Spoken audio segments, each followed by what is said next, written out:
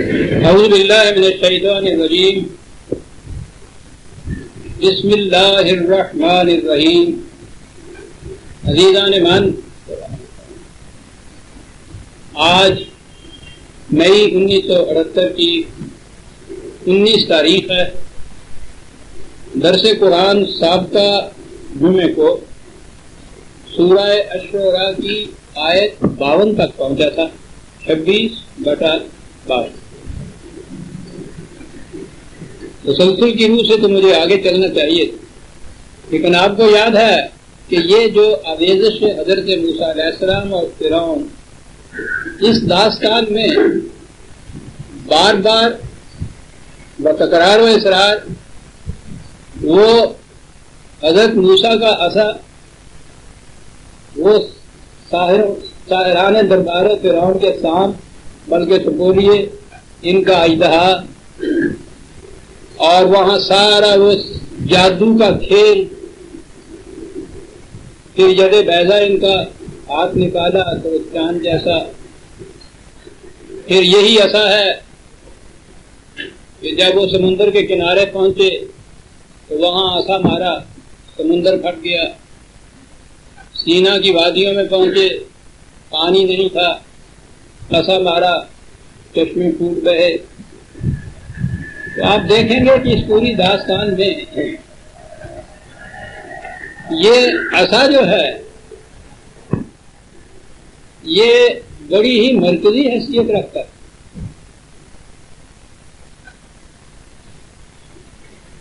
اور یہی وہ معجزات ہیں جس کی بنا پہ کہا جاتا ہے کہ حضرت موسیٰ علیہ السلام بڑے علم کا بندہ تھے.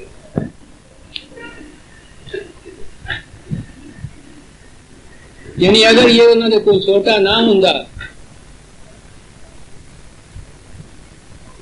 جی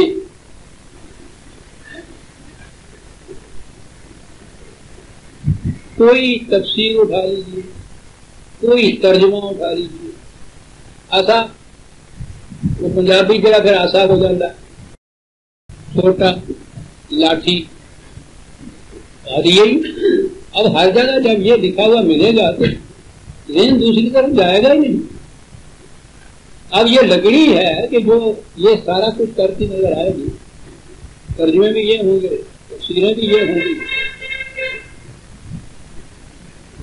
یہ ہوا کیا عصا عربی کا تھا. عصا یا سوٹا ساڈی زبان کا سی. سمجھ لیا کہ قرآن شریف نازل نہیں اردو یا پنجابی کے. ان مقامات میں یہ بات سمجھ میں آتی ہے کہ وہ جو بار بار کہتا ہے کہ لسان عربی مبین میں نازل کیا ہے ہم نے، ورنہ ایک کتاب جو عربی زبان میں ہے اس کتاب کے اندر بار بار کہنا یہ عربی زبان میں ہے. کبھی آپ نے دیکھا کہ کوئی انگریزی کی کتاب ہو، اس کے درمیان میں یہ لکھا ہو کہ یہ انگریزی زبان کی کتاب ہے؟ میں اردو کی کتاب ہے میری 50-40 ہے، یہ ہے کہ یہ اردو زبان کی کتاب ہے. تو معلوم یہ کیوں سٹریس دیا گیا ہے؟ عجیب چیز ہے. خدا خبیر و بصیر و علیم و سمیع، اسے تو پتا ہے کہ کیا کیا کچھ اس کے ساتھ ہوگا. اس بنا پر یہ سٹریس دیے گئے ہیں، ایمفیسس دیے گئے ہیں، تاکیداً کہا گیا ہے بابا اس کو سمجھنا ہو تو عربی مبین کو سمجھو، پھر قرآن سمجھ میں آئے گا. کیونکہ وہ تو پتا تھا کہ یہ ساری دنیا میں پھیلنا ہے، عجم میں بھی جانا ہے، یہ اردو بولنے والوں میں بھی جانا ہے، فارسی بولنے والوں میں بھی جانا ہے، اس کے ترجمے بھی ہونے ہیں، پہلے تفسیریں بھی ہونی ہیں. تو کہا یہ ہے کہ اسے عربی مبین کی روح سے سمجھو. اور عربی مبین کے معنی محاورہ عرب. دیکھو یہ کہ عرب ان چیزوں کو کس طرح استعمال کرتے تھے، ان الفاظ کے کیا معنی لیتے تھے. اور عربی زبان جب ہم دیکھتے ہیں تو وہ تو ایک بحر وسیع ہے. جو آپ نے سنا کے ساتھ اس میں اونٹ کے لیے 1000 لفظ ہیں، شمشیر کے لیے 800 لفظ ہیں. یا میرے اللہ بات سمجھ میں نہیں آتی کہ اونٹ کا پورا بھی اگر اکٹھا کیا جائے تو 1000 نہیں بنتا. وہ 1000 لفظ اس کے لیے کیا ہیں؟ ان کی زبان یہ تھی کہ ایک تو وہ مادے کے اندر ایک بنیادی تصور دیا جاتا تھا، اور پھر باقی الفاظ جسے آپ مجازی کہتے ہیں، لٹرل میننگ نہیں ہوتے، مجازی ہوتے تھے. کہ کن کن معانی میں استعمال کیا جاتا ہے. یہ ہے وہ خصوصیت عربی زبان کی، لسان مبین بنتی ہے یہ اس طرح سے. تو قرآن کریم کو سمجھنے کے لیے ضروری ہے کہ اس کے جو مفردات ہیں، یعنی الفاظ جنہیں کہا جاتا ہے، انہیں دیکھا جائے کہ اس کے بنیادی معنی کیا ہیں. اور خصوصیت ہے اس زبان کی کہ 1000 لفظ بھی بنے اس مادے سے، ان الفاظ میں یہ بنیادی تصور تو ہر جگہ موجود ہوگا اور آگے اس کے استعمال کی مختلف شکلیں ہوں. یہ استعمال کی شکلیں جب آپ کے سامنے آئیں گی اور پھر عربی ادب میں آپ دیکھیں گے کہ وہ ان الفاظ کو کس کس مفہوم میں اپنے ہاں استعمال کرتے تھے، تو پھر وہ مفاہیم سامنے رکھ کے قرآن کی طرف آئیے تو وہاں یہ بات نکل جاتی ہے کہ یہ ہے معنی جو کچھ، کیونکہ یہ عرب ان الفاظ کو ان معانی میں استعمال کیا کرتے.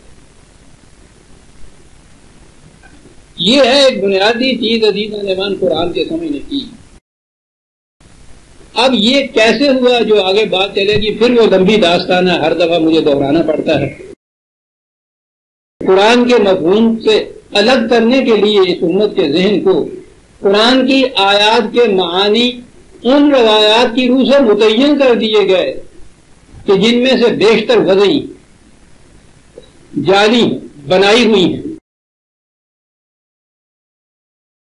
میں نے جو کہا ہے غالباً اس کی اہمیت آپ کے سامنے نہیں آئی. میں نے کہا ہے کہ قرآن کے ان الفاظ کے معنی ایک ہی دفعہ متعین کر دیے، یعنی وہاں روایت میں یہ چیز لکھ دی کہ اس کے یہ معنی ہیں. وہ 1000 معنی جو الفاظ تھے نا کیمل والے، اونٹ والے، ان میں سے کوئی ایک لیا اور کہہ دیا کہ اس کے معنی قرآن کی اس آیت میں یہ ہے. اب آپ اس معنی سے الگ ہٹ نہیں سکتے. یہ ہوئی روایات کی روح سے قرآن کے ان الفاظ کے معانی. یہی آئے آگے تفاسیر میں، کیونکہ جب کہا جائے کہ نبی اکرم صلی اللہ علیہ وسلم نے یہ معنی یہ بتایا ہے، متعین کیا ہے، کس کی ضرورت ہے یہ کہے کہ میں اسے نہیں مانتا یا میں اس سے الگ کوئی معنی لیتا ہوں؟ کہہ ہی نہیں سکتا کوئی. وہ لکھے گا حضور نے یہ فرمایا ہے، اب وہ معنی متعین ہوگا. وہ معنی متعین ہوئے تفسیر میں. ہمارے ہاں ترجمے والوں نے یہ تفاسیر دیکھی اور ان میں جو متعین معنی تھا اس کو اپنے ہاں ترجمہ لے لی. اب وہ ایک متعین معنی ہے. سارے قرآن میں اسی کی روح سے آپ نے ہر جگہ آیات کے معنی اور مفاہیم کو متعین کرنا ہے. ان الفاظ کے ان متعین معنی کی روح سے جو اس طرح سے آپ کے سامنے آئے ہیں. اب محاورہ عرب اور لسان عربی مبین گئی کہنے کے لیے تو یہ ٹھیک ہے کہ اگر یہ نبی اکرم صلی اللہ علیہ وسلم کے ہیں تو حضور سے زیادہ عربی مبین کو جاننے والا کون تھا؟ صرف عرب کی حیثیت سے بھی اگر آپ دیکھیں، افصل عرب عجم تو حضور سے کہا جاتا ہے.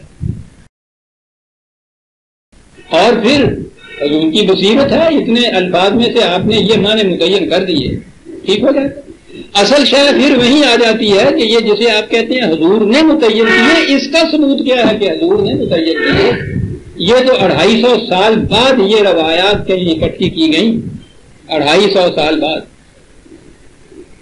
اس دور میں عباسیہ دور میں عربی جو تھی زبان کے اعتبار سے بھی آپ دیکھیے تو وہ عربی وہ نہیں رہی تھی جو عربوں کے ہاں نزول قرآن کے زمانے میں تھی. یہ تو ساری اجمی عربی ہو گئی ہوئی. یہ جب بھارت کے فتح ہونے کے بعد عباسیوں کے زمانے میں یہ سارے چھائے ہوئے تھے آپ کے ہر شعبہ زندگی کے اوپر. ادب اور ثقافت میں بھی یہی چھائے ہوئے تھے. تو جیسا میں نے عرض کیا یہ اللہ تعالیٰ نے حفاظت کا ذمہ دیا تھا قیامت تک کے لیے. اس کے مفاہیم کو بھی لیے اس نے یہ وسائل دینے تھے. وہ عربی ہے زمانہ نزول قرآن کی، وہ اس عرب جاہلیت کی شاعری کے اندر محفوظ چلی آتی. یہاں آگے یعنی باقی چیزوں کے اندر تو تعریف ہو جاتی ہے، الحاق ہو جاتا ہے، بہت چیزیں آمیزش بھی ہوتی ہیں. شعر کے اندر یہ چیز مشکل ہوتی ہے. اس میں شبہ نہیں کہ بعض اشعار بھی انہوں نے وضع کیے، لیکن جو جاہلیت عرب کے اشعار آ رہے تھے اور ان کا سارا سرمایہ زبان کا اشعار میں تھا. آپ کو شاید علم نہ ہو، عربی زبان اتنے صدیوں سے چلی آ رہی تھی، وہ اتنی وسیع پھیلی ہوئی تھی. نثر میں ان کی پہلی کتاب قرآن کریم. عربی زبان میں نثر کی اس سے پہلے کوئی کتاب ہی نہیں. وہ نثر کی طرف آتے ہی نہیں تھے. شاعری ان کے لیے وجہ امتیاز تھی اور شاعری ہی ان کا ادب تھا. یہ وہ چیز ہے جو ہمارے لیے آیا رحمت بن گئی. نثر کی کتابوں کے اندر الحاق تعریف ہو سکتی تھی، شاعری میں بہت کم ہوتی، اور وہ شاعری بڑی وسیع. اس کے اندر یہ جو الفاظ ہیں ان کے مجازی معنی جو ہے وہ استعمال ہوئے. تو بہرحال میں کہہ یہ رہا تھا کہ قرآن کریم کے یہ آیات کے معانی کو سمجھنے کے لیے ضروری ہے کہ محاورہ عرب آپ کے سامنے ہو، اور پھر تصریف آیات یعنی قرآن کریم نے اس لفظ کو مختلف مقامات میں کن کن معانی میں استعمال کیا ہے. تو یہ دو چیزیں ہیں، قرآن سمجھ میں آ جاتا ہے. عصا کے معنی سوٹا، لاٹھی، پنجابی کا آسا. ویسے تو آسا تو عام ہی مشہور ہے ہمارے، عصائے پیری. یہ اس کے بنیادی معنی نہیں. اس کے بنیادی معنی ہیں اجتماعیت، جامعیت، اکٹھا ہونا، گرفت میں لینا. کسی چیز کو اکٹھا کر کے گرفت میں لینا. کیونکہ انگلیوں کو اکٹھا کر کے یوں سوٹے کو پکڑا جاتا تھا، اس اعتبار سے اس سوٹے کو ایسا کہنے لگ گئے. بنیادی طور پر سوٹے کو ایسا نہیں کہا جاتا. یہ بنیاد ہے اس کی اجتماعیت، گرفت اور قوت. تینوں چیزیں آ جاتی ہیں. آپ دیکھیے لاٹھی کو پکڑنے کے لیے یہ تینوں چیزیں اکٹھی آتی ہیں. عجیب بلا تھی یہ قوم. تو جس چیز کو اس اعتبار سے انہوں نے پکڑا کہ منتشر انگلیوں کو اکٹھا کیا، اب عصا کی بنیادی معنی اجتماعیت آ گئی. گرفت میں لیا، مجازی معنی دوسرے اس کے آگے. کسی شے کو اجتماعیت کے بعد گرفت میں لینا اور قوت سے پکڑا جاتا ہے، اس لیے وہ تیسرے معنی اس کے آگے کہ اس کے اندر قوت کا ہونا ضروری ہے.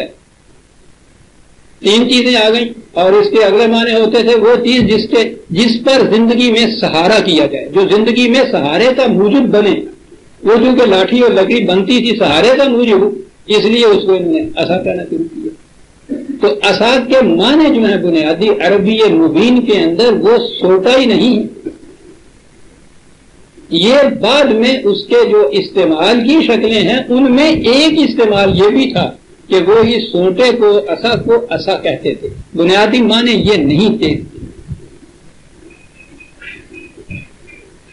یہ عربی مبین میں اس لفظ اور اس کے جو مشتقات ہیں، جو لفظ اس سے بنے ہیں، اتنی تعداد میں ہیں جن کے معنی اجتماعیت، جماعت، نظام، قوت، گرفت، سہارا، ضابطہ. ضبط تو نکلا اسی سے ہے نا. ان تمام معانی میں وہ استعمال کرتے تھے. یہ چیز حیرت تو مجھے اس سے بھی یہ ہوتی ہے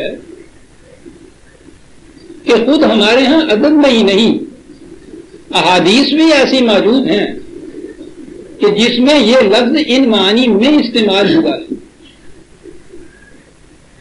حدیث کی طرف آنے سے پیشتر میں یہ عرض کروں کہ یہ خود تورات میں یہ ساری کہانیاں ہیں جو ہمارے ہاں مشہور ہیں. اس عصائے موسوی کی یہ سوٹے دیاں جو یہ داستانیں ہیں، یہ ساری تورات کے اندر ہمارے ہاں وہیں سے آئی ہوئی ہیں یہ ساری چیزیں.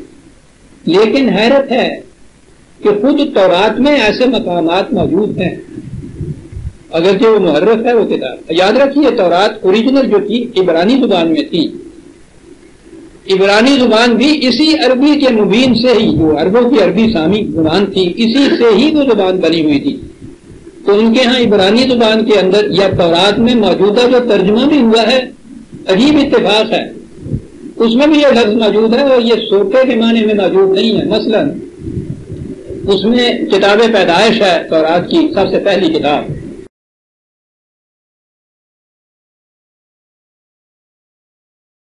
کتاب پیدائش کے 49ویں باب میں ایک آیت ہے، 10ویں آیت، اس میں لکھا ہے کہ یہودا سے ریاست کا عصا کبھی جدا نہیں ہوگا. یہ ریاست کا عصا، آپ دیکھتے ہیں کیا معنی اس کے ہوتے ہیں.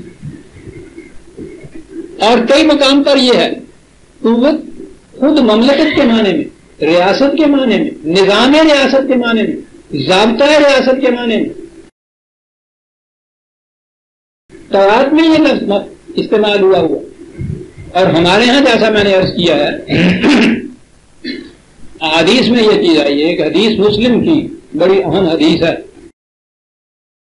اگر صرف اس حدیث کے ہی اوپر اس کی تشریح پہ جاؤں تو عجیب چیزیں آپ کے سامنے آئیں.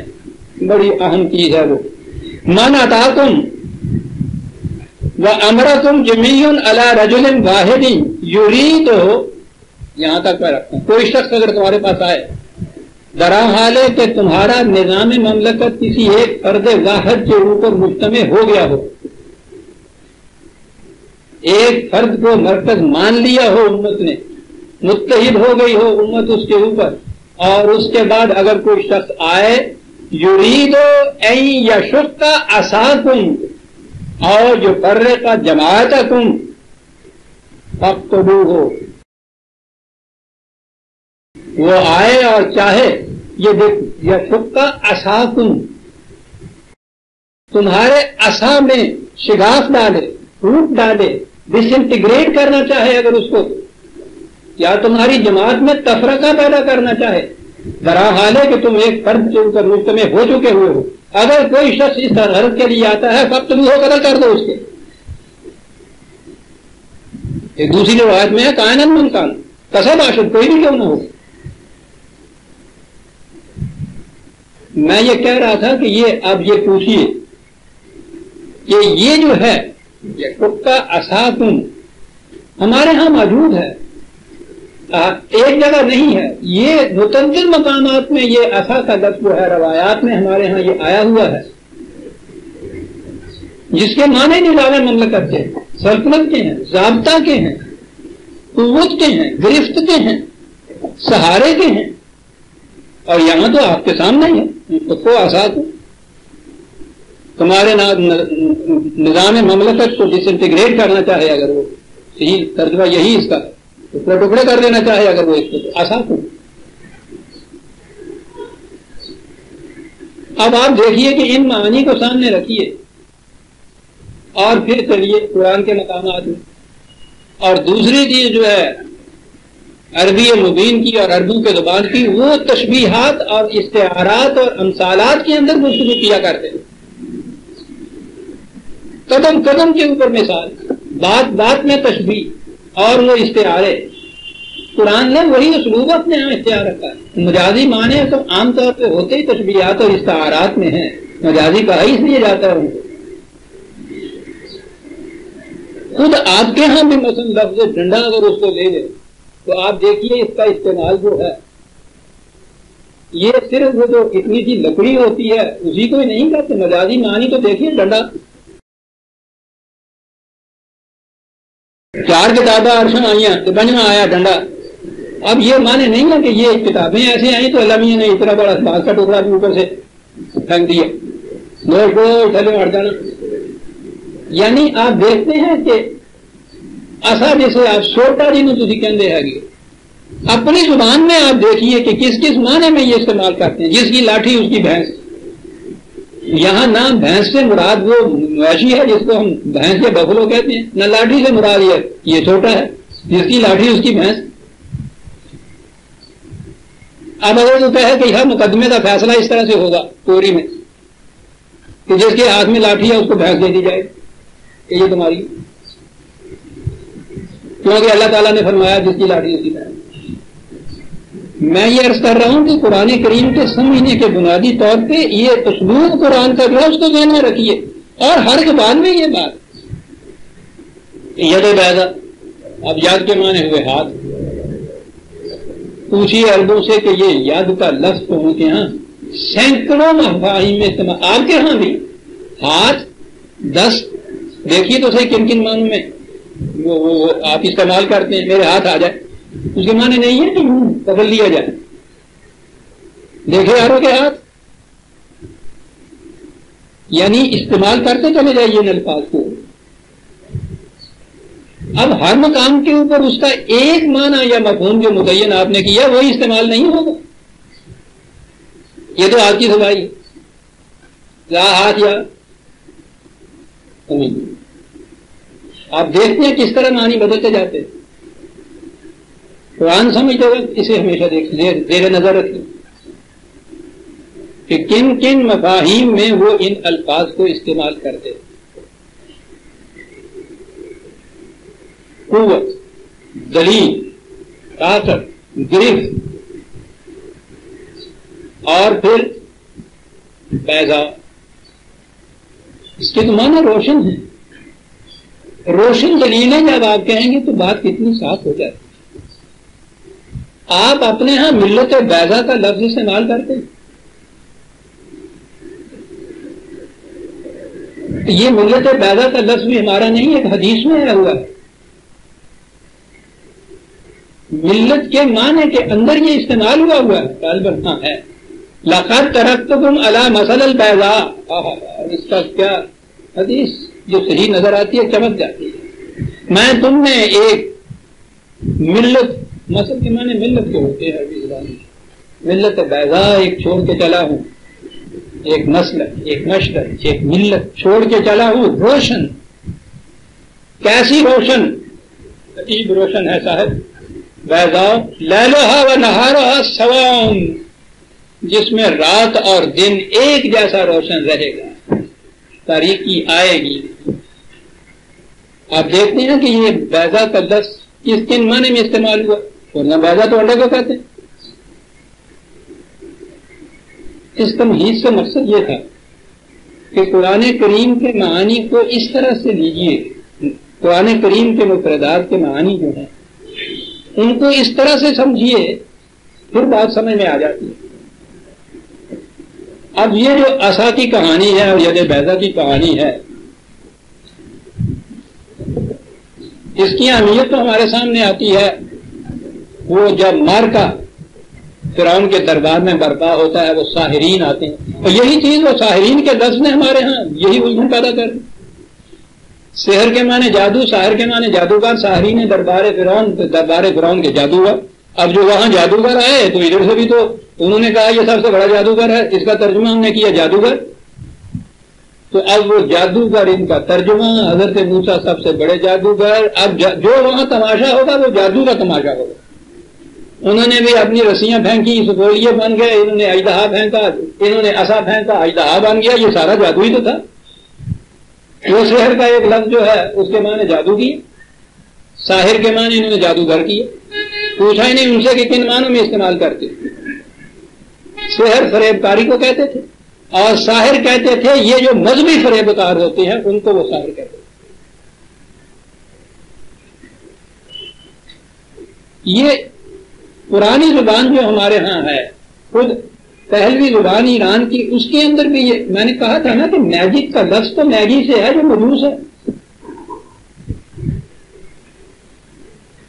تو یہ جتنے بھی مندروں کے اندر یہ کاہن اور یہ شاعر اور یہ پیشین گوئیاں کرنے والے، ہاتھ دیکھنے والے، ہر قسم کی فریب کاریاں کرنے والے، وہ کہتے تھے کہ یہ چیز ہم سحر کی بنا پہ کرتے ہیں.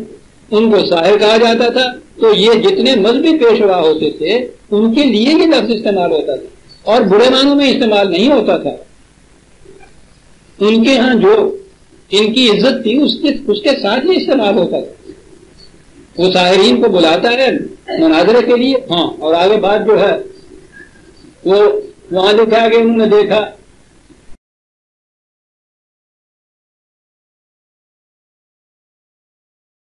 ناظرین نے وہاں دیکھا کہ وہ اژدہا بنا ہوا تھا. ناظرین کے بجائے مناظر کیوں نہ آپ اس کا ترجمہ کریں. آپ کے یہاں کو یہ ہے چیز، بات صاف ہو جاتی ہے کہ مناظرہ ہو رہا ہے. تو قرآن کا لفظ ہے موجود وہاں، لیکن ہم نے چونکہ وہ جادو اور یہ سانپ اور سپولیے اور یہ بنانے تھے، اس واسطے وہ ناظرین کے معنی بھی دیکھنے والا ہم نے کر لیا. مناظر کو قرآن کریم کے اندر نظرتاً تو لفظ آیا ہے مناظرے کے لیے. تنقید کے لیے. میں عرض یہ کر رہا تھا کہ اگر یہ چیز سامنے ہو تو بات واضح ہو جاتی ہے. تو میں نے بات یہ کہہ رہا تھا کہ سامنے ہمارے یہاں مجازی طور پر تو وہ مارک آتا ہے جو دربار فرعون کا کہ وہاں یہ کچھ ہوا. یہ بات دربار فرعون میں نہیں ہوئی، بات کہیں اور ہوئی تھی، اور بات ہوئی تھی طور کی چوٹیوں پر.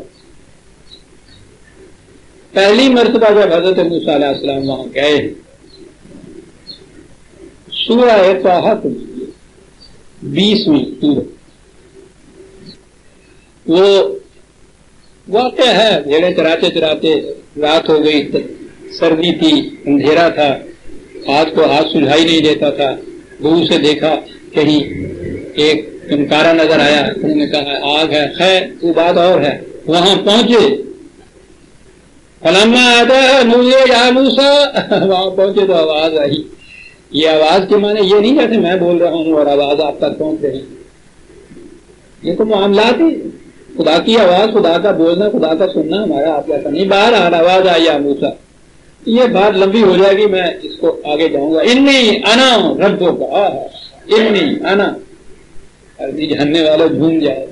انی انا ربوں کا فاحلن علیک انک بالوادی المقدس طوی. ہمارے یہاں تو یہ کہا جاتا ہے کہ بھئی یہ بڑی پاکیزہ وادی ہے، یہ جہاں تم پھر رہے ہو، جوتے اتار کے آؤ.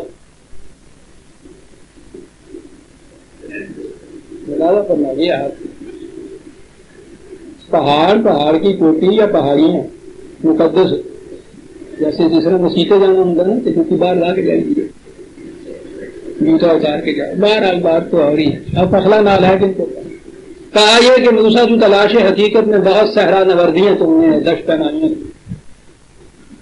اب اس مقام کے اوپر آ گیا جہاں یہ تمہارا سفر اور مسافرت ختم ہو جائے.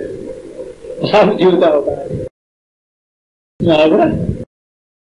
وادی مقدس طوی، تیری اس وادی کا نام تھا وادی طوی.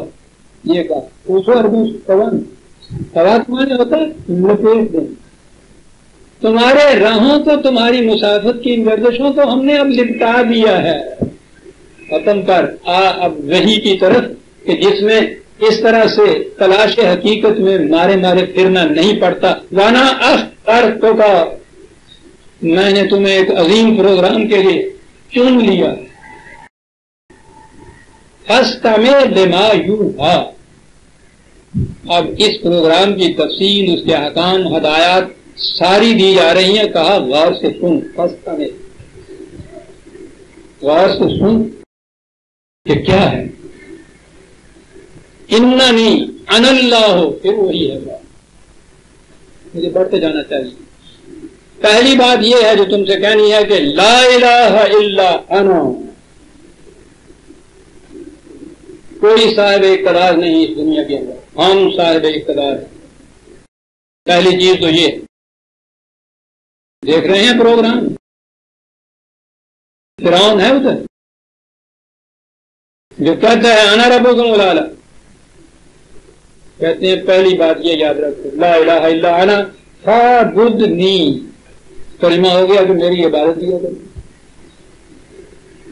الہ جو ہے ایک وہ نہیں ہے. الہ وہ کیا کراتا تھا؟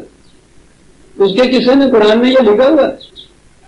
حضرت موسیٰ اس سے کہتے ہیں یہ عبادت کا لفظ کہ تو نے بنی اسرائیل کو اپنی غلامی میں رکھا ہوا ہے، محکومی میں رکھا ہوا ہے، وہاں لفظ عبادت آیا ہوا.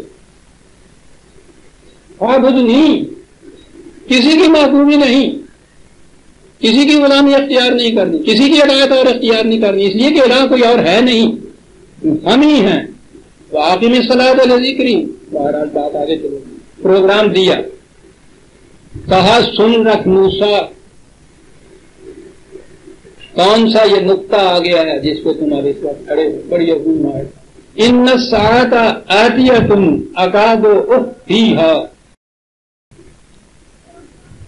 گردش دورہ کی پیچیدگیوں میں ایک انقلاب کی لپٹے ہوئے چلا آ رہا تھا، موج در موج.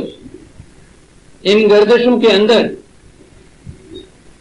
وہ چھپا ہوا تھا، مری محسوس طور پہ سامنے نہیں آیا تھا، اب ہماری مشیت کے پروگرام یہ ہے کہ وہ انقلاب جو اس وقت تک اندر ہی اندر آ رہا تھا محسوس طور پر نمودار ہو کے سامنے آ جائے.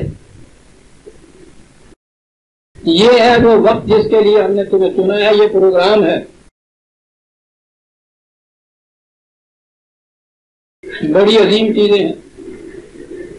پروگرام ایک دن میں، انقلاب ایک دن میں نہیں آ جاتا. فساد تو ایک دن میں ہو جاتا ہے، ایک ساتھ میں ہو جاتا ہے. انقلاب بہت لمبی چیز کرتا ہے. یہ تو قلب کی تبدیلیاں نا، اندر اندر ہو رہا تھا. کیسی عجیب چیز ہے. قرآن کہتا ہے کیا وقت آ گیا ہے کہ وہ محسوس طور پر سامنے آ جائے. اس کے لیے ہم نے تمہیں چنا. کاہے کے لیے؟ وہ کیا ہے انقلاب؟ بات ہے عزیزہ میں، پھر آپ کہیں گے بات تو وہاں سے چلی ہے اور کیا کہوں راستے میں یہ آیا چیزیں تو چھوڑنے کو تو جی نہیں کرتے. کہتا پروگرام یہ ہے لتجزا کل نفس بما تسعی. انقلاب یہ ہے کہ کوئی شخص کسی کی محنت کے پھل کو خود پھینک کے نہ دے. ہر شخص کو اس کی محنت کا محصول خود ملے. یہ ہے انقلاب جلانا ہے. یعنی اس انقلاب کا نتیجہ یہ ہوگا، اس مقصد کے لیے یہ انقلاب لایا جا رہا ہے.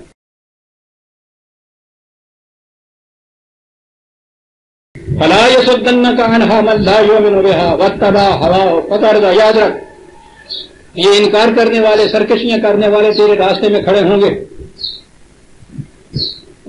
ایک تو یہ تیرے راستے میں کھڑے ہوں گے، تیرے جذبات بھی بعض اوقات ایسے ہو جائیں گے کہ تیرے راستے میں کھڑے.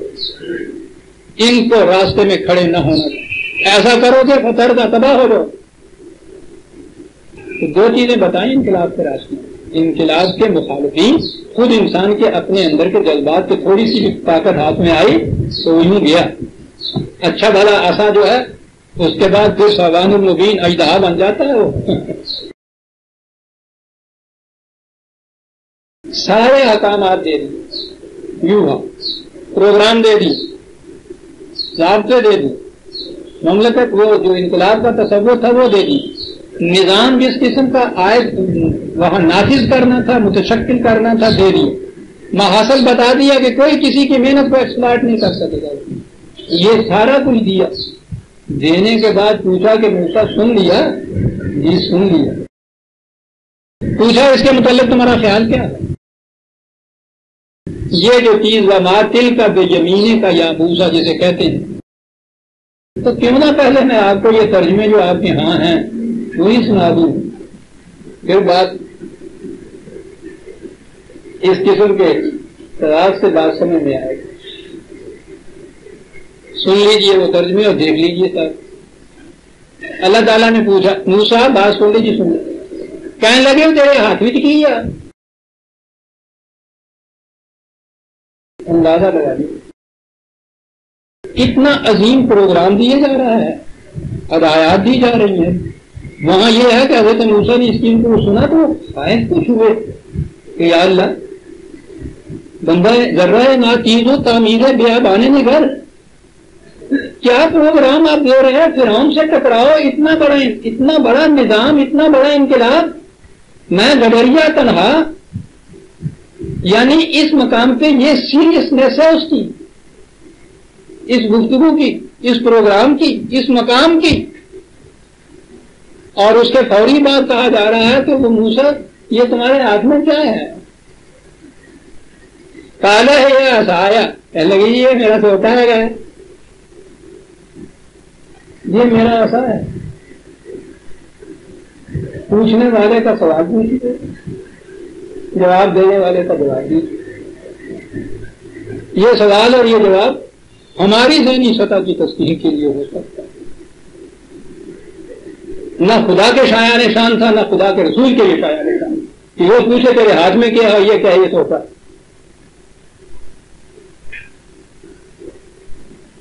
اتنا ہی نہیں تو ٹھیک ہے، انہوں نے پوچھ لیا تیرے ہاتھ میں کیا ہے، تو نے کہہ دیا کہ یہ میرا سوٹا ہے، بات ختم ہو گئی.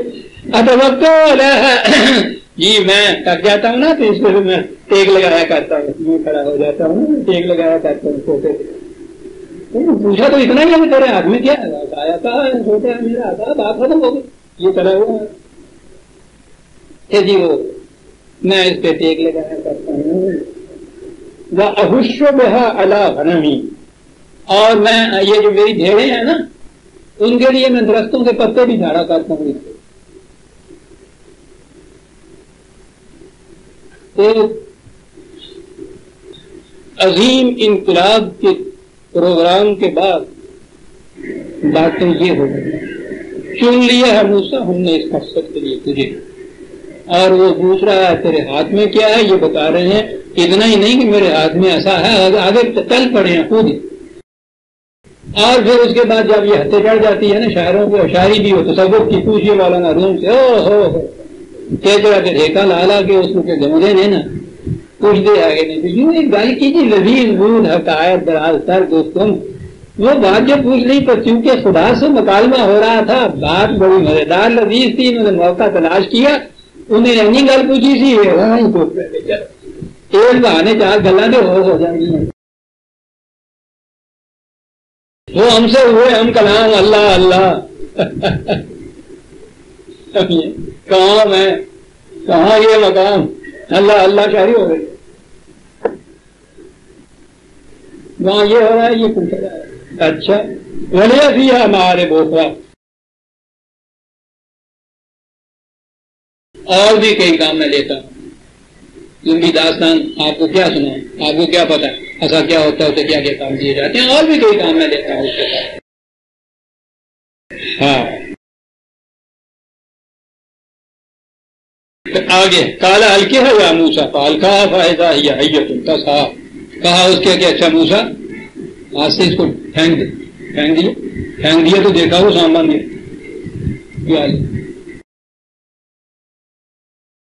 کالا خود ہے بلا دکھا. کہا موسیٰ ڈر نہیں پکڑنا یہ ڈانگ مارے گا ہوتا نہیں کیا پھاڑ لیں. اسی گانے من میں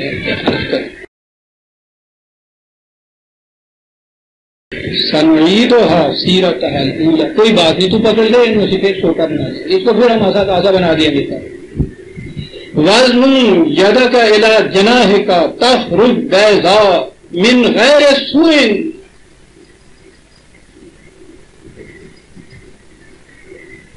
قرآن مجید میں انبیاء کرام کے دو مختلف گوشے دکھائے، نذیر اور بشیر. نظارات انبیاء کی یہ ہوتی ہے کہ غلط نظام کا نتیجہ یہ تباہ ہو جائے، ہلاک ہو جاؤ، تباہ ہو جاؤ، برباد ہو جاؤ، ختم ہو جاؤ. اس میں بڑی وعید ہوتی ہے، بڑی تخویف ہوتی ہے، دھمکی ہوتی ہے، ڈرانا ہوتا ہے ان کے انجام سے. اور اس کے بعد وہ بشیر بھی ہوتا ہے، ڈراتا ہی نہیں. اگر صحیح نظام کے اوپر آ جاؤ گے یہ خوشگواریاں ہوں گی، یہ رحمتیں ہوں گی، یہ انعامات ہوں گے، یہ زندگی خوشگواریوں میں گزرے گی. یہ دو گوشے انبیاء کرام کے سارے قرآن میں آتے ہیں. پہلا گوشہ تو وہ تھا کہ جس میں وہ عصا کی بات تھی، اور اس کے بعد اگلا گوشہ کہ اتنا ہی نہیں وہاں جا کے کروں ان کے ساتھ کرنے کی بات. یہ تو تقریبی مرحلہ ہے، تخویف کی بات ہے. اس کو بتانا ہے کہ تیری روش کا نتیجہ کیا ہوگا. اس کے بعد پھر اسے یہ بھی بتانا ہے کہ اگر صحیح نظام قائم کر لو گے اس کا نتیجہ کس قدر خوشگوار ہے. یہ ہے وہ چیز کہ جو دوسری یہ یاد تیرا قوت ہی ہے، لیکن اسے بتا دینا کہ میری قوت جو ہے فرعون کی قوت نہیں ہے، میرا ہاتھ نمرود کا ہاتھ نہیں، یہ ہلاکو اور چنگیز کا ہاتھ نہیں ہے، یہ ید بیضاء ہے، تاریکیوں میں نورانیت پھیلانے والا ہے یہ ہاتھ. میرے ہاتھ میں اگر یہ قوت آ گئی جو تیرے ہاتھ میں اس وقت آئی ہوئی ہے تو سانپ اور تنگولیے بنے ہوئے ہیں، میرے ہاتھ میں یہ قوت آ گئی تو جگمگا اٹھے گی یہ دنیا. اسے یہ بتا دیں یہ بیضاء ہے. یہ بیضاء من غیر سوء، نظام وہ ہوگا کہ جس میں کسی قسم کی خرابی نہیں ہوگی. وہ جو حضور نے بیضاء کا بتایا تھا نا کہ لیلھا و نہارھا یکساں ہوں گے اس کے دن اور رات.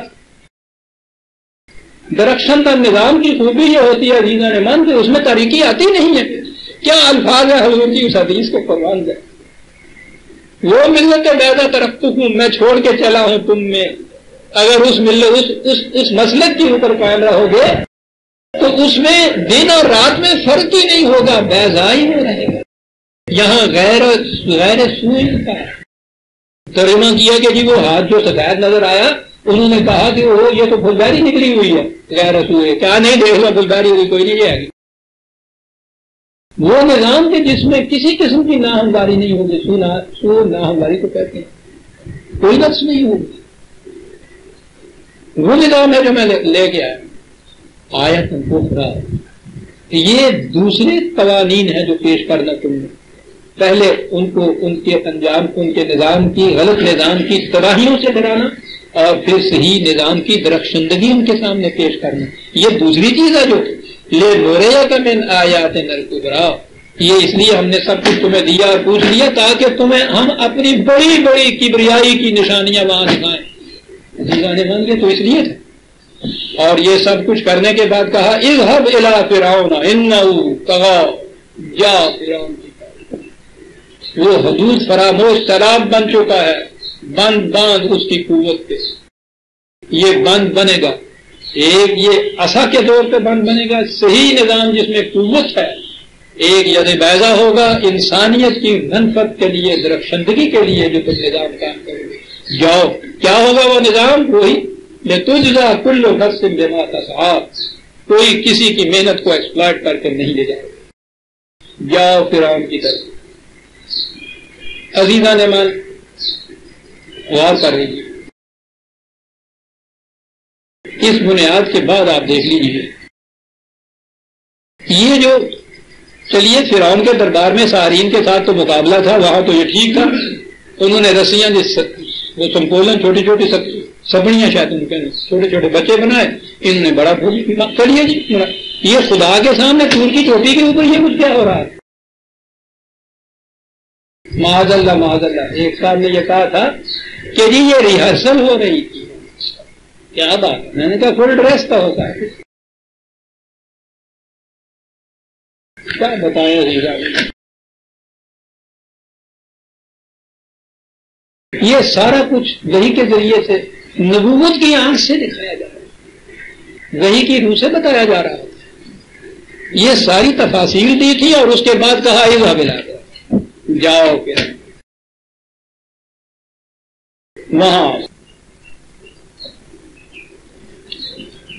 وہاں آنے کے بعد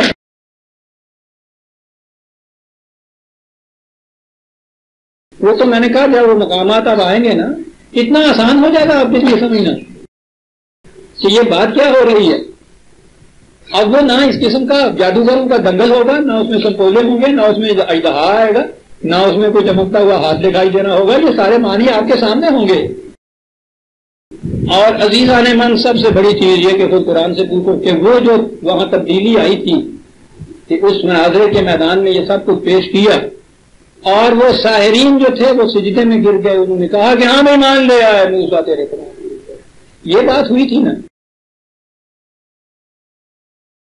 قصے کو اگر اس طرح سے رکھا جائے تو ذہن میں یہ آئے گا کہ انہوں نے جو اتنا بڑا جادو دکھایا تو ان جادوگروں نے سمجھ لیا کہ ہاں سر یہ بہت بڑا جادوگر ہے، تو جادو تو وہ کہتے ہی فریب کو تھے، تو جس شخص نے اتنا بڑا فریب کر کے یہ کچھ کیا اس کے خدا پر ایمان لانا، ایمان بھی اس درجے کا کہ فرعون کہتا ہے کہ دیکھو میں کیا کرتا ہوں، اور وہ کہتے ہیں وقت مہان کرتا ہے جو تیرے دھی میں آئے کر کے دیکھ لا، تو کاری کیا سکتا ہے، تیرا ہاتھ تو ہماری اس طویل زندگی تک پہنچ سکتا ہے، زندگی تو بہت آگے جاتی ہے۔ انا الی ربہم منقلبون، تمہیں پتہ نہیں ہے کہ انقلاب ہمارے اندر کیا پیدا ہو گیا ہے، ہمارا منتہا نگاہ تو نہیں رہا، خدا ہو گیا۔ یہ چینج ان ساحرین کے اندر یہ اس جادو کی چھڑی سے پیدا ہونا تھا۔ مجھ سے نہ پوچھیے عزیزان من، میں تو کہتا ہوں کہ قرآن ہاتھ میں لے کے اپنی طرف سے کچھ کہنا شرک عظیم ہے، شرک جلی، میں اس کے انجام سے واقف ڈرتا ہوں خدا سے۔ آپ کو پتہ نہیں کرنا، جب قرآن ہاتھ میں لے کے بیٹھتا ہوں میری کیفیت کیا ہوتی، یہاں تو ایک ایک قطعے کا مجھے دینا پڑا حساب۔ یہ جو چیزیں میں یوں بیان کر دیتا ہوں، قرآن کی آیات کی سندیں میرے پاس ہوتی ہیں، سن لیے کہ قرآن کیا کہتا ہے۔ تو یہ چینج جو ہوا تھا یہ کس طرح ہوا؟ جادو کے سہارے سے، زور سے ہوا۔ سورہ اعراف میں یہ بات آئی، میں نے عرض کیا کہ میں آپ کو حوالے دے دوں گا تاکہ آپ خود بھی جا کے وہ آیتیں نکال کے دیکھ لیں کہاں کہاں یہ کہا۔ مختلف مقامات میں قرآن نے اس داستان کو دہرایا ہے۔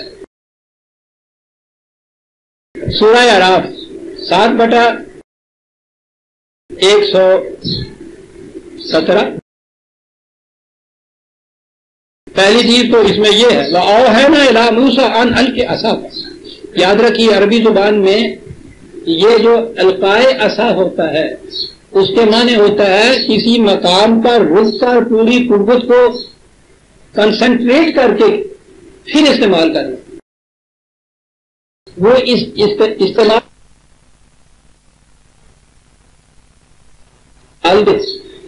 ڈالنا اور پھینکنا نہیں ہوتا تھا، رکنا معنی اس کے ہوتا تھا کہ اس قوت کو لے کے تھوڑے وقت کے لیے رک جائے۔ یہ بھی ایک اسٹریٹجی ہوتی ہے پروگرام کی، اور اس قوت اپنی کو کنسنٹریٹ کر کرسٹلائز کر ارتقال اس میں پیدا کر، اور پھر دیکھ یہ کس طرح سے چلتا ہے۔ یہ ہے جو قرآن نے کہا ہے یہ کیا کرے گا فَإِذَا هِيَ تَلْقَفُ مَا يَأْفِكُونَ۔ یہ افق کا لفظ ہے۔ افق کہتے ہیں ایک غلط بات، افترا دوسری جگہ ہے، تیسری جگہ ما صنعوا آیا ہے۔ گویا یہ وہ چیزیں تھیں کہ جو انہوں نے خدا کے خلاف افترا کیا، خود بنائی ہوئی چیزیں مصنوعی تھیں، وضعی تھیں، اور انہیں وہ خدا کی کتاب یا خدا کا دین کہہ کے پیش کر رہے ہیں۔ بات تو یہ ہو رہی تھی کہ وہ ان چیزوں کو جو خود وضع کردہ تھی، افترا تھا، عزت تھا، اسے وہ خدا کی تعلیم اور خدا کی شریعت کہہ کے پیش کر رہے تھے، اور حضرت موسیٰ علیہ السلام خالص خدا کی تعلیم کو سامنے لا رہے تھے۔ ہِیَ تَلْقَفُ مَا يَأْفِكُونَ، اس مناظرے کے اندر جتنی وہ بناوٹی، وضعی، جعلی، مصنوعی، افق، افترا، کذب، یہ الفاظ ہیں، یہ جب خدا کی سچائی سامنے آ گئی ہے وہ ان کو نگل گیا، ہڑپ کر کے کھا گیا۔ آگے دیکھیے فَوَقَعَ الْحَقُّ وَبَطَلَ مَا كَانُوا يَعْمَلُونَ۔ فَوَقَعَ الْحَقُّ، حق اسٹیبلش ہو گیا، جو کچھ وہ کر رہے تھے وہ باطل ثابت، حق اسٹیبلش ہوا جادو کے طور پہ۔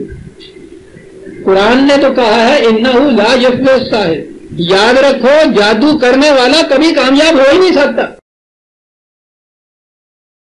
یہاں اگر یہ کہا جائے کہ اس جادو کے زور پہ حق کا اسٹیبلش ہوا، قرآن تو کہتا ہے وہ کامیاب ہی نہیں ہو سکتا، اس میں استثناء نہیں ہے کہ حضرت موسیٰ جادو کریں گے تو وہ کامیاب ہو گئے، حق اسٹیبلش ہوگا، وہ جادو کریں گے تو وہ باطل ہوگا۔ قرآن کہتا ہے کہ جادو کبھی پنپ نہیں سکتا، جادوگر کبھی فلاح نہیں پا سکتا، یہ کسی انہی آدمی من حیث ہوتا ہے، وہ کسی رخ سے آئے کبھی کامیاب نہیں ہو سکتا حق کے مقابلے۔ یہاں یہ کہا ہے کہ وہ حق فَوَقَعَ الْحَقُّ وَبَطَلَ مَا كَانُوا يَعْمَلُونَ۔ اور یہ کس طرح سے حق اسٹیبلش ہوا، ثبات حق کو کیسے ہوا، یہ ہے عزیزان ایمان نقطہ ماسطہ ساری داستان ہے، جہاں سے بات سمجھ میں آتی ہے کہ وہاں کیا یہ جادو ہو رہا تھا یا قانون خداوندی کی روح سے کچھ کیا جا رہا تھا۔ وہاں جادو تو قانون کے خلاف ہوتا ہے نا، وہ تو وہ چیز ہوتی ہے کہ جو عام لا جو ہے آپ کے یہاں کاز اینڈ ایفیکٹ کا، اس کے مطابق وہ نہیں ہوتا، وہ جو یوں کرتا ہے یوں دکھا دیتا ہے تو وہ تو قانون کے خلاف ہوتا ہے نا۔ وہ تو میں اگر آپ نے یہ سمجھنا ہو یہ کیا ہوتا ہے اور کیا چیز ہے تو میری کتاب جو ہے برتے تو اس کے آخر میں میں نے سحر کے متعلق لکھا، وہ پورا بات مجھے دے دیے گا۔ لیکن بہرحال یہ چیز قاعدے قانون کے مطابق نہیں ہوتی، وہ جو قاعدے کے مطابق ہوتی ہے تو وہ تو جادو کہلا ہی نہیں سکتی۔ یہ کس طرح سے غلبہ ہوا تھا حق کا، یہ ہے جی وہ مقام جو سامنے آئے تو پھر قرآن کے یہ سارے مقامات واضح ہو جاتے ہیں۔ وہ ہے 10/82، 10/82۔ یہ ہے جی اصل قول فیصل۔ آپ کو معلوم ہے کہ کلمات اللہ یہ چیزیں قرآن میں آئی ہیں، لا مبدل لکلمات، لا تبدیل لکلمات، قوانین خداوندی کے لیے یہ لفظ ہے۔ قرآن کو کلام اللہ کہا ہے اس نے، کلمہ کے معنی ہی قانون خداوندی، سارے قرآن میں یہ چیز ہوئی ہے۔ یہ جہاں وہ داستان ہے جہاں یہ غالب آئے ہیں اور وہ جو ساحرین دربار فرعون ہیں وہ ان کے ہاں کے علماء مناظر مباحث جو آئے تھے، یوں کہیے اب بات سمجھ میں آ جائے گی، انہیں جو شکست ہوئی ہے وہاں، قرآن کہتا ہے یہ کیسے ہوا؟ وَيُحِقُّ اللَّهُ الْحَقَّ، اللہ نے حق کو ثابت کر دیا، اسٹیبلش کر دیا وہاں، بِکَلِمَاتِہِ، اپنے قوانین کے روپ سے۔ یہ سارا تصور جو سحر کا عزیزان من ایک آیت باطل کر دیتی ہے۔ وَلَوْ كَرِهَ الْمُجْرِمُونَ، آگے بات صاف ہو گئی۔ یہ نہیں کہا کہ خاص ساحرین کے اوپر یہ بات کتنی کیوں نہ گراں گزرے، خدا نے یہ کر دیا، مجرمین پر یہ بات کتنی گراں کیوں نہ گزرے، خدا نے اپنے قوانین کی روح سے وہاں حق کو اسٹیبلش کر کے دکھا دی۔ حق کے مطابق ایک قانون مناظرے میں سامنے آیا ہوا، وزیر آواز چل ہی نہیں سکتی اس کے سامنے، اور انہیں مجرمون کہا ہے، اتنا ہی ان پہ گراں کیوں نہ گزرے، اسٹیبلش کیا۔ یہ بے کلمات اللہ ہے، یہ جو کچھ ہوا ہے۔ اور قرآن نے جادو اور سحر کو کہیں کلمات اللہ نہیں کہا تھا، وہ تو ہو ہی نہیں سکتا، وہ تو تضاد ہے، ضد ہے ایک دوسرے کی چیز، اسی لیے وہ کہتا ہے کہ سحر یا ساحر کبھی کامیاب نہیں ہو سکتا۔ اور قد افلح المؤمنون، مومن کامیاب ہوتا ہے کیونکہ وہ سحر سے کام نہیں ہے۔ وہاں جو غلبہ حاصل ہوا تھا وہ خدا کے قوانین، اس کے نظام، اس کے ضابطہ، اس کی ہدایات، اس کی وحی کے مطابق ہوا۔ دوسرے مقام پہ اور لکھا کہ حضرت موسیٰ علیہ السلام کیا لے کر گئے تھے فرعون کے 28/36 ہے، 28/36 میں فلما جاءہم موسیٰ بآیاتنا بینات، یہ کلمات کہا ہے، یہاں آیات کہا ہے، وہی ہے جسے قانون میں نے کہا ہے کہ آپ کہتے ہیں۔ ابھی وہ میرے سامنے آتی ہے آیت جس میں اس نے کہا ہے کہ یہ دن خدا تھا، ہدایت خداوندی لے کر گیا تھا موسیٰ ان کے پاس۔ تو یہ ہدایات جو ہیں یہ تو جادو کے ذریعے نہیں دکھائی جاتی، انہیں تو ہدایت کہا ہی نہیں جا سکتا، وہ انہیں صحیح راستہ دکھانے کے لیے گیا، کلمات اللہ کے ذریعے، آیات خداوندی کی روح سے بات ہو رہی، وہاں مناظرہ ہو رہا تھا، وہاں ان کے ساتھ مباحثہ ہو رہا تھا، مقابلے میں ان کے مذہب کے علماء تھے، ان کے مشائخ تھے۔ وہ جو اب آگے آئیں گی جب آیات تو میں بتاؤں گا کہ ان کے ہاں کی وضع کی ہوئی، یہ احوالہم وہاں کہا ہے نا، حبل جس کے معنی رسیاں ہیں، تو کیا کرو گے ترجمہ؟ وَاعْتَصِمُوا بِحَبْلِ اللَّهِ جَمِيعًا، قرآن نے کہا ہے کہ اے جماعت المومنین تم سب اجتماعی طور پر حبل اللہ کو مضبوطی سے پکڑو۔ ہر ایک اس کی تفسیر کرتا ہے قرآن کریم، خدا کی رسی، تو حبل تو یہ کہتے ہیں ضابطہ قوانین خداوندی۔ تو وہاں جب کہا کہ انہوں نے اپنے حوال جو تھے وہ پھینکے، تو سیدھی سی بات ہے کہ وہ جو ان کے ہاں اپنی شریعت کو بتاتے تھے، اپنا مذہب بتاتے تھے، وہ انہوں نے پیش کیا، پھینکا نہیں، پیش کیا، اور یہاں جو پیش کیا وہ حبل اللہ تھا، خدا کا دیا وہ ضابطہ ہے قوانین، اس کے سامنے بٹھا ہی نہیں سکتے۔ شکست کھائی انہوں نے بری طرح سے، انہوں نے ان علماء نے ڈھانپ لیا کہ واقعی ہمارا یہ بنایا ہوا جو مذہب ہے یہ مصنوعی ہے، افتراء ہے، وضعی ہے، صحیح حبل اللہ اسی شخص کے پاس ہے، وہ اس کے سامنے جھکے تھے، ہدایت خداوندی کلمات اللہ کے سامنے جھکے تھے۔ اب وہ مقام آتا ہے جہاں کہا جاتا ہے کہ یہ جب وہاں سے راتوں کو اپنی قوم کو ساتھ لے کے آئے ہیں، رات کے وقت یہ نکلے تھے مصر سے، ان سے کہا گیا تھا کہ صبح سے پہلے یہ ان کو پتہ چل جائے گا فرعونیوں کو، تو یہ تمہارے پیچھے آ جائیں گے۔ اب یہ لے کے آگے نکلے ہیں، تو یہ جو کہا آگے آ گیا وہ باہر، یہ ریڈ سی جسے کلجم کہتے ہیں، بحیرہ کلجم، آگے یہ آ گیا، پیچھے سے فرعون والے آ رہے ہیں. قرآن نے کہا کہ قوم نے کہا کہ موسیٰ کہاں لے آئے تو ہمیں مروانے کے لیے. پیچھے ان کی فوج چلی آ رہی ہے، آگے سمندر آ گیا، جہاز تو ہمارے پاس ہے نہیں، کیا ہوگا یہاں؟ وہاں پھر انہوں نے وہ معاف رکھیے گا اگر وہ لفظی ہے چربو جن کا دے گا، یہاں پھر وہ ایسا کام دے رہا ہے ان کا. تو وہ آئے، انہوں نے کہا نہیں ڈرنے کی کوئی بات نہیں. انہوں نے وہ تھا جو تھا سمندر میں مارا، سمندر جو یہ بیچ میں سے پار چلے گئے. جب پار چلے گئے تو اس کو جلدی سے اکٹھا نہیں کیا اللہ تعالیٰ نے. اس طرح تو وہ پھنستے نہیں نا، رہنے دیے ویسے ہی چلے آؤ بچی. اور اس کے بعد جب وہ آئے بیچوں بیچ تو جھٹ سے گرا دیا.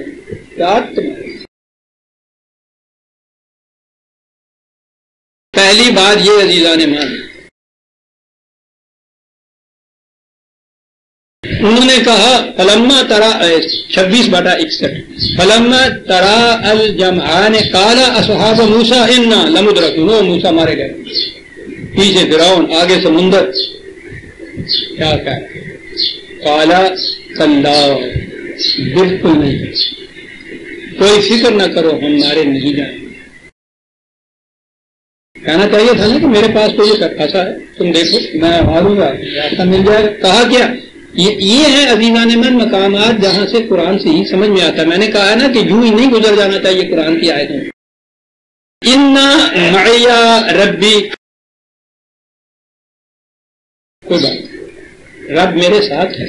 اس نے مجھ سے کہا تھا کہ ان کو لے کے نکل جا، حفاظت میں تم پہنچ جاؤ گے محفوظ مقام کے اوپر. وہ جو کہا ہے رب میرے ساتھ ہے، تو یہ نہیں کہ آپ دیکھ لیجیے میں اور دونوں کٹھے پورے جانا ہے. اس نے یہ جو وعدہ کیا ہوا ہے وہ وعدہ حق کا ہے. آج بھی وہ اسی طرح صحیح ہے جیسا اس وقت صحیح تھا جب اس نے وعدہ کیا ہے. جب اس نے کہا ہے کہ تم پہنچ جاؤ گے حفاظت کے مقام پہ، وہ میرے ساتھ ہے، وعدہ کرنے والا ہے، پہنچائے گا مجھے. ڈرنے کی بات نہیں ہے، یہ ہے ایمان جسے کہتے ہیں. کیا کہا کہ کیا ہوگا اس کے بعد؟ کہا کہ اس نے مجھے یہ ایسا دیا ہوا ہے، میں ماروں گا اور وہ دو ٹکڑے ہو جائے گا سمندر. ان معی ربی، رب میرے ساتھ ہے. سیہدین، وہ یقیناً مجھے ایسا راستہ دکھائے گا کہ جہاں سے ہم محفوظ طور پہ آگے پہنچ جائیں. یہ تو سیہدین ہے، راستہ وہ دکھائے گا. وہاں آئے ہیں تو اب سوال یہ پیدا ہوا کہ اب یہاں کوئی راستہ ایسا ہے جہاں سے ہم پہنچ جائیں. ٹھیک ہے، تمہارے ذہن میں نہیں ہے، وہ ہمیں یقیناً راستہ، یہ راستہ دکھائے گا. قرآن کہہ رہا ہے یہاں سے، تو بات تو صاف ہو گئی. اب وہ راستہ کیا دکھایا قرآن بتا رہا ہے. آج تو یہ ریڈ سی یا بحیرہ کلزم جو ہے آگے نہر سویز کاٹ کے ملا دی گئی ہے نا بحیرہ روم سے، میڈیٹرینین سی سے. اس زمانے میں یہ نہر سویز نہیں تھی، یہاں بند ہو جاتا تھا. یہ بحیرہ کلزم الگ الگ تھے یہ دونوں، وہاں خشکی تھی اور جہاں یہ بند ہوتا تھا اس سے ذرا پہلے. آج بھی آپ دیکھیں گے کہ ایبیسینیا کا جو مکان ہے نا وہ ایک مثلث سی بنی ہوئی ہے، تھوڑے سے حصے کا پانی ہے، پانی کے بعد وہ خشکی آ جاتی ہے. یہ وہاں پہلے ہی دست کے اندر فلسطین میں نہیں آ گئے تھے، یہ پہلے اس میں آئے تھے. وہ جو وہ سینہ جسے آپ کہتے ہیں، وہ مثلث ذرا سی خشکی کی تھوڑا سا ٹکڑا تھا. آپ دیکھیے کہ خدا نے راستہ جو ہے وہ کہتے ہیں. یہ ایک تو بحیرہ کلزم مختصر سے ایسے مقام پہ جہاں بند ہو گیا ہے. دو مقام پہ یہ چیز آئی ہے اور اس نے واضح کر دیا ہے. 20/78 20/78 77.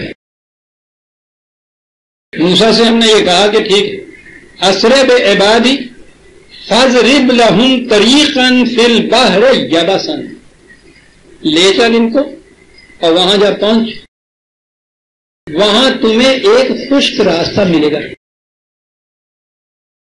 وہاں سے پار لے جانا ان کو. قرآن بتا رہا ہے کہ وہ راستہ خشک ہوگا، وہاں سے لے کے جاؤ. سمندر کے بیچوں بیچ لے جانے کی بات ہی نہیں سی، نہ اس کو دو ٹکڑے کرنے کا سوال ہے. وہ تو یہ کہتا ہے طریقاً فی البحر یبسا، یہ یبسن سمندر کے اندر یہ خشک ٹکڑا، خشک راستہ، یہ کیسے ہو سکتا تھا؟ قرآن عزیزان من 44/24، یہاں تو ہم لوگوں کو علم نہیں ہو سکتا، ہم نے کبھی سمندر دیکھا ہی نہیں ہے۔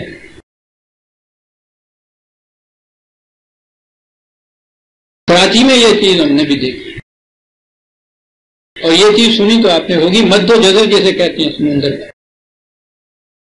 کیفیت اس میں یہ ہوتی ہے، جب وہ مد ہوتا ہے، اس کا چڑھاؤ آتا ہے تو کتنی دور تک وہ پانی جو ہے چلا آتا ہے، اور اس کے بعد جب پھر وہ اترتا ہے تو کتنی ہی خشکی جو ہے وہ چھوڑ جاتا ہے، اس کے بعد پانی اتنا پیچھے چلا جاتا ہے۔ جھوم جائیے عزیزان مان، قرآن جس طرح ڈسکرائب کرتا ہے ان چیزوں کو۔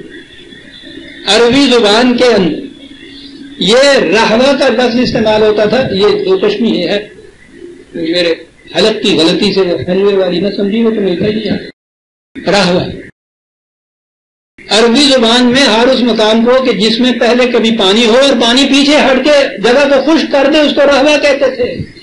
قرآن کہتا ہے کہ وَاتْرُكِ الْبَحْرَ رَهْوًا، وہ یبس مقام ہم تمہیں بتا رہے ہیں خشکی کا، کہ جہاں ایک وقت میں تو پانی آ جائے گا اور اس کے بعد وہ ترک کر کے اس کو چھوڑ کے اس کو پیچھے ہٹ جائے گا اور وہ جگہ خشک ہو جائے گی۔ تو جب یہ صورت پیدا ہو جائے تو وہاں سے پار لے جائے ان کو۔ قرآن کے مقامات ہمارے سامنے، اس نے کہا کہ یہ وہ جو تھا میرا رب مجھے راستہ دکھائے گا، تو نظر یہ آتا ہے کہ وہ راستہ بہرحال وہی کے ذریعے ہی صحیح دکھایا اس نے کہ وہ مقام ہے، وہاں یہ کیفیت ہوگی، وہاں سے تم ان کو لے جاؤ جب دریا پیچھے ہٹا ہوا ہو۔ آپ حیران ہوں گے عزیزان ایمان، تورات میں تو سارے افسانے ہیں، یہ سارے افسانے جو ہے نا، سمندر پھٹ گیا اور سٹا مارا اور یہ سارے تورات کے اندر ہیں۔ ہم بھی 1000 برس سے 1300 برس سے اپنے یہی لیے جا رہے ہیں، کوئی دوسری بات سمجھ میں نہیں آتی۔ سمجھ میں آیا یا نہ آیا عزیزان ایمان، اگر یہ دو تین مقام قرآن کے سامنے ہوتے کہ موسیٰ علیہ السلام نے کہا ہے کہ میرا خدا مجھے ضرور راستہ دکھائے گا، کیونکہ اس نے وعدہ کیا کہ وہ ہمیں حفاظت سے پہنچا دے گا سینا میں، اور آگے یہ ہوگا کہ اس نے کہا ہے کہ وہ راستہ خشکی کا راستہ اس میں سے نکل آئے گا۔ کیسے نکلے گا؟ مد و جزر کے ذریعے سے جب پانی پیچھے ہٹ جائے گا تو اس وقت وہاں سے پار ہو جانا۔ قرآن کے 3 مقام ہمارے سامنے تھے، لیکن یہ تو جب تک زیر داستان کے لیے کچھ بڑھایا نہ جائے واضح مزہ نہیں آتا ہے۔ تورات میں یہ سب کچھ تھا، ہم 1000 برس پہ یہ کچھ کہتے چلے آ رہے تھے۔ میں نے عرض کیا کہ یہ نہیں ہے خدا نہ کرتا کہ مجھے کہیں الہام ہوتا یا نہیں ہوتا کیا ہے وہ جو تصریف آیات قرآن نے کہی، میں نے 30 سال 40 سال عزیزان ایمان تصریف آیات پہ بھی آیا۔ جب یہ چیز آئی کہ یہ کیسے ہوا تھا تو میں نے دیکھا خدا، اس نے کہا ہے حضرت موسیٰ علیہ السلام نے کہ خدا راستہ دکھائے گا۔ بھائی راستہ اس نے کہا ہے دکھانے کا، سمندر کو پھاڑنے کا۔ دیکھیں کہاں اور لکھا، 2 آیتیں یہ موجود ہے قرآن کہ خشک ہوگا، اور خشک کس طرح سے ہوگا؟ جیسا جو مد و جزر سے پانی پیچھے ہٹ جاتا، بات کچھ بات آ رہا، بات سمجھ میں آ گئی۔ ہوا کیا تھا؟ اب ہسٹری کا ہسٹری کچھ بتا نہیں رہی تھی۔ آپ حیران ہوں گے عزیزان ایمان، قرآن کریم کی صداقت کی شہادتیں جو ہیں وہ کہاں سے مل رہی؟ تورات کا ایک نیا ایڈیشن شائع ہوا ہے، 3-4 برس ہوئے ہیں، امریکہ سے شائع ہوا ہے۔ اس نئے ایڈیشن میں جہاں یہ چیز پہلے چلی آ رہی تھی نا، وہ سمندر کو 2 ٹکڑے کر کے بیچ میں سے نکل جانے کے، انہوں نے اس میں لکھا ہے کہ یہ ساری داستان بدل۔ مدتوں تک وہ کہتے ہیں کہ ہمارے ہاں کے محقق جو تھے وہ اس تلاش میں تھے کہ کیسے حضرت موسیٰ لے کے گئے تھے، کہنے وہ بات ساری سمجھ میں آ گئی۔ اس زمانے کا جغرافیہ جو ہم نے دیکھا ہے اب تحقیق سے، انہوں نے کہا ہے کہ یہ حصہ جہاں یہ خشکی شروع ہوتی ہے، جہاں اب سویز نکالی گئی ہے، تو وہاں یہ صورت یہ ہے کہ وہاں جاتا تھا یہ مد و جزر کا پانی پیچھے ہٹ جاتا تھا، وہاں سرکنڈا ہوا تھا۔ وہ کہتے ہیں اس زمانے کے جغرافیے میں اس کو سی آف ریڈز لکھا ہوا ہے، تو سرکنڈا تو ایسے مقام پہ نہیں ہوتا جہاں وہ پانی بالکل ڈوبا ہوا ہو پانی میں، وہ ہوتا ہے ایسے مقام پہ کہ پانی آئے اور جائے، اور سرکنڈا وہاں اگا ہوا ہو، آئے پانی تو اس میں بہرحال وہ پایاب ہو جاتا ہے، لیکن پھر بھی پانی اس میں ہوتا ہے، پیچھے ہٹ جاتا ہے تو وہ خشک ہو جاتی ہے۔ وہ کہتا ہے سی ایف، انہوں نے اب اپنا نیا ایڈیشن شائع کیا ہے تورات کا، اس میں لکھا ہے کہ یہ افسانہ تھا جو اس میں لکھا گیا، تحقیق نہیں کسی نے ہماری تحقیق اس نتیجے پہ پہنچا دیا کہ اس مقام پہ سی آف ریڈز تھی، یہاں مد و جزر کا پانی آتا تھا، پانی پیچھے ہٹ گیا تھا، تو اس میں موسیٰ علیہ السلام لے کے نکلے تھے۔ انہوں نے غلطی کی جو یہ سمجھ لیا کہ مستقلاً یہ خشک ہے، وہ جب آئے ہیں تو اس کا مد و جزر کا پانی آگے آ گیا، اس کے بعد یوں وہ ڈوب گئے تھے، یوں یہ نکلے تھے۔ تورات کے نئے ایڈیشن میں عزیزان ایمان قرآن کے رہوا اور یبسا کی تفسیر ہو رہی ہے، اور ہم آج بھی وہ چھوٹا مار کے اور اس کو سمندر کو الگ الگ کریں گے۔ قاسمہ مل گئے کعبے کو صنم خانے سے، لیکن یہودیوں کی وہ پرانی جو داستان تھی چھوٹا مارنے کی، وہ تو ہمارے یہاں چلی ہے۔ آپ حیران ہوں گے کہ یہ نئے ایڈیشن کے اندر کی جو تورات کے اندر انہوں نے خود یہ اعتراض کیا ہے، ان حضرات میں سے کسی کے ہاں اس کا تذکرہ مجھے نہیں ملا آج تک۔ میں تلاش میں رہا کہ کیا یہ بھی اپنے ہاں کہیں لاتے ہیں، تو لا کیسے کرتے ہیں؟ ان کے ہاں جو کسی ایک نے وہ لکھ دیا کہ رسول اللہ نے یہ فرمایا ہے کہ وہ سمندر کو پھاڑ کے چلے گئے تھے، اب یہ تحقیق نہیں جو ہے یہ کہیں گے کہ صاحب وہ تو اس کے خلاف جاتی ہوا کر۔ ان کی تحقیق کیا ہے؟ وہ چاند پہ جانے کی اسی لیے وہ تردید کرتے تھے نا، کہ اگر یہ مان لیں کہ یہ ایک کرہ ہے تو وہ جو شق القمر کا معجزہ رسول اللہ نے دکھایا تھا، آدھا ٹکڑا اس بغل کے نیچے سے نکل گیا، آدھا اس سے، وہ اس کی تکذیب ہوتی ہے۔ یہ یعنی وہ جاتے ہیں چاند پہ جایا کریں، جھوٹ بولتے ہیں، کیوں؟ بخاری کی وہ حدیث جو ہے غلط ثابت ہوتی، بخاری کی حدیث کے غلط پہ عزیزان ایمان بات درمیان میں آگے 2-4 منٹ ہیں۔ ہمارے ہاں ایک چیز ان کے ہاں مسلمے کے طور پہ کہی جاتی ہے کہ حضرت عائشہ رضی اللہ تعالی عنہا کی عمر نکاح کے وقت 6 سال کی تھی اور رخصتی کے وقت 9 سال کی تھی۔ اس میں جو اعتراضات وارد ہوتے ہیں چھلنی کر دیتا کلیجہ محسوس ہونے والے کا۔ ایک عرصے تک میری کیفیت یہ رہی کہ میں یہ سوچتا تھا، اور تو بہرحال میں تو لگا رہتا ہوں ان چیزوں میں۔ ایک عرصے کی تحقیق کے بعد، تحقیق جب میں کہتا ہوں تو یہ نہیں ہے کہ میں نے کہیں سے کھدائی کر کے نیچے سے کوئی کاغذ نکالے تھے، وہ انہی کی کتابوں میں یہ سب کچھ موجود تھا۔ اس کی روح سے میں نے ان کی کتابوں سے حرفن سند کے ساتھ لکھ کے ثابت کر دیا کہ ان کی عمر نکاح یا رخصتی کے وقت 17 اور 19 سال کے درمیان تھی، بجائے اس کے کہ کوئی شکر گزار ہوتے ہیں کہ اتنا بڑا اعتراض و حضور ناموس پیغمبر کے اوپر عائد ہوتا تھا۔ اس شخص نے محنت کر کے کم از کم اس سے ہمیں بتا دی، کفر کا فتویٰ لگ گیا کہ اگر یہ تحقیق مان لی جائے تو وہ بخاری شریف اور مسلم کی جو حدیثیں ہیں جس میں وہ 9 سال اور 6 سال لکھا ہوا ہے، وہ حدیثیں غلط ہو جاتی ہیں۔ ہم اسے تسلیم نہیں کر سکتے کہ وہ حدیث غلط ہو جائے اور یہ صحیح نہ ہو جائے۔ وہ بابا میں نے اپنی طرف سے تو نہیں کہا، تمہاری کتابوں کے اندر ہے، لیکن ان کے ہاں تو صورت یہ ہے کہ یہ دو چیزوں کو ملاتے نہیں۔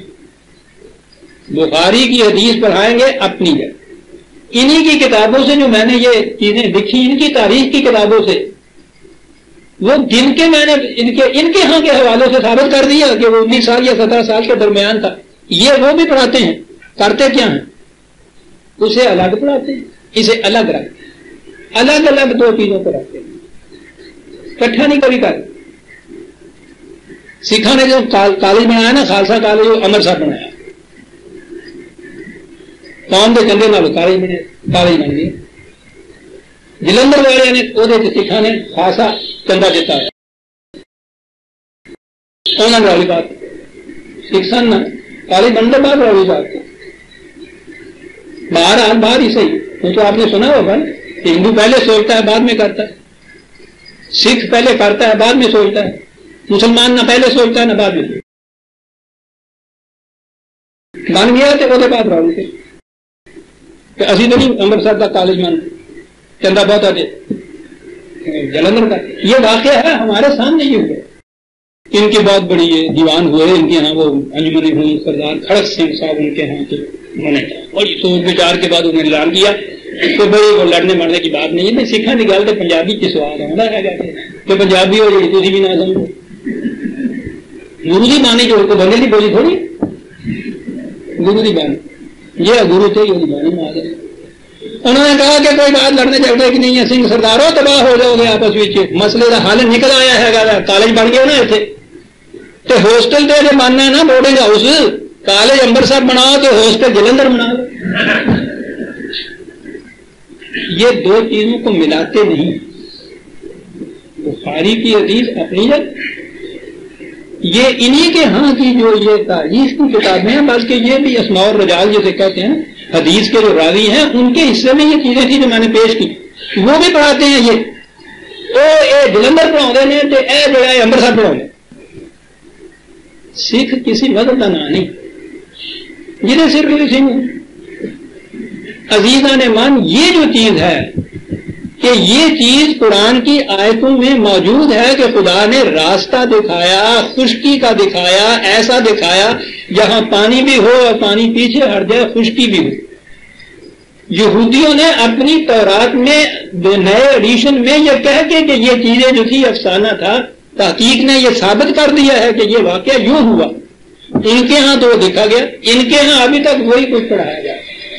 چھوٹا ماریا تو سمندر ادا گیا. تو بابا یہ وہ جو کہتے ہیں کہ صاحب یہ جو ہمارے ہاں کی روایات اور تفسیریں ہیں یہ غلط ثابت ہو جائیں گے اگر وہ مان لیا تو. عزیزاں نے مان وقت ہو رہا. وہ جو چیز ہے کہ بدرب بعصاک الحجر کو وہاں گئے اور پانی نہیں تھا تو انہوں نے پھر بھی وہ چھوٹا بڑا کم دینا وہاں ہمارا چشمے جاری ہو. تو بابا عربی زبان کے اندر درابہ عرب کے معنی ہوتا ہے چلنا لے کے. سمجھیے بدرب بعصاک الحجر. انہوں نے کہا پانی نہیں ہے, صحرا میں تھے. انہوں نے کہا خدا نے کہا اپنی جماعت کو لے کے چٹانوں کی طرف چلا جائے, پہاڑیوں کی طرف. اور اگر آپ نے اس کو یہ چھوٹا ہی کہنا ہے تو یہ عصا بھی جو تھا وہ اس زمانے کا ہتھیار ہوا کرتا تھا. اگر عصا بھی ہاتھ میں ہوتے سم بھی ہوں سن تو تھوڑے نکیلی چیزیں بھی لگی ہوئی. ٹھیک ہے وہاں جاؤ تو اس سے وہاں جا کے کرا قریدو پہاڑیوں کے اندر سے دیکھو تو صحیح وہاں پانی ہے, چشمہ نکل آئے گا. ورنہ عربی زبان کی روح سے بالکل صحیح ہے. یہ ضربہ فی الارض قرآن کے اندر متعدد مقامات میں ہے. ضربہ کے معنی بھی مارنا ہی نہیں ہے. اس کے استعمال بھی سینکڑوں ہیں قرآن یہ عربی زبان میں. تو اس کے معنی یہ ہیں کہ بھئی یہ تم صحرا میں پھر رہے ہو, پانی نہیں ملے گا, اپنی جماعت کو لے کر. عصا کے معنی جماعت کرو نا, وہاں اپنی جماعت کو لے کے پہاڑیوں کی طرف چلے جاؤ اور وہاں جا کے دیکھو فلسطین کی پہاڑیوں میں دیکھو جگہ جگہ چشمے نظر آئیں گے, چشمے مل جائیں گے. تو میں نے عرض یہ کیا ہے کہ جہاں یہ مقامات آئیں قرآن کریم کے اندر وہاں عربوں کے ہاں کے محاورے کے مطابق معانی پھر قرآن نے اپنے ہاں جو استعمال کیے ہیں یہ الفاظ انہیں سامنے رکھیے گا. اور ان مفاہیم کی روح سے ان آیتوں پہ اگر آپ غور کریں گے تو آپ دیکھیں گے کہ اس میں کوئی چیز چھوئی موئی کی آپ کو نہیں کرنی پڑے. یاد رکھیے قرآن آپ کی عقل, فکر, شعور, تدبر, تفکر کو اپیل کرتا ہے. وہ تواہم پرستیوں کو مٹانے کے لیے ہے. تو یہ چیز کلمات اللہ کے روح سے اس نے کہا ہے کہ یہ حق اسٹیبلش ہوا ہے. اور کلمہ تو کہتے ہیں قانون کو ہے. عزیزان من بات ساری سمجھنے. آج کی نشست میں نے پھر یہ وہ مقامات جو ہیں ان کو سرسری طور پہ بیان کر دیا ہے. اب جہاں وہ آئیں گے وہاں کچھ زیادہ ہمیں کاوش نہیں کرنی پڑے گی. اس کی روشنی میں وہ مقامات سمجھ میں آ جائیں گے. اللہ کرے کہ میں نے قرآن کا مفہوم آپ حضرات کے سامنے اس انداز سے پیش کر دیا ہو کہ آپ کو بھی وہ یقین کر جائے. بہرحال میں نے قرآن کو اسی طریقے سے سمجھا ہے. اس کے باوجود اگر کوئی اس پہ ضد کرتا ہے کہ نہیں ایسا کہ میں نے سوچا ہی تھا, وہ صاف ہی بنا تھا, اس نے مارا تھا, ٹھیک ہے تم اپنے طور پہ جو سمجھنا چاہو. میں تو بہرحال قرآن کو اس انداز سے سمجھا ہوں, اسی انداز سے قرآن کو سمجھا رہا ہوں. ربنا تقبل منا انك انت السميع العليم.